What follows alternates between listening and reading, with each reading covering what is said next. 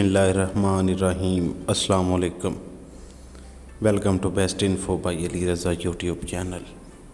दोस्तों, एक बहुत ही खूबसूरत नज़म आप दोस्तों के लिए। हमेशा देर कर देता हूँ, सही कहता था वो शख्स, हमेशा देर कर देता हूँ। ज़रूरी बात कहनी हो, कोई वादा निभाना हो, उसे आवाज़ देनी हो, उसे वापस बुलाना हो, हमेशा देर कर देता हूँ मैं। मदद करनी हो उसकी, प्यार की ढारस बंधाना हो,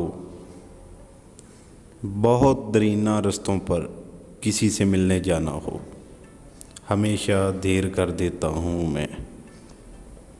बदलते मौसमों की सैर में दिल को लगाना हो,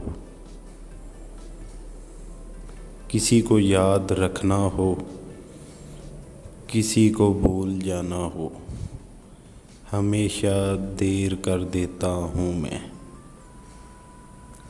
किसी को मौत से पहले किसी गम से बचाना हो, हकीकत और थी कुछ इसको जाके ये बताना हो, हमेशा देर कर देता हूँ मैं, हमेशा देर कर देता हूँ मैं। उम्मीद करता हूँ दोस्तों आप सबको ये नज़म पसंद आएगी। पसंद आए तो दोस्तों के साथ भी शेयर कीजिएगा। जज़ाकल्लाह।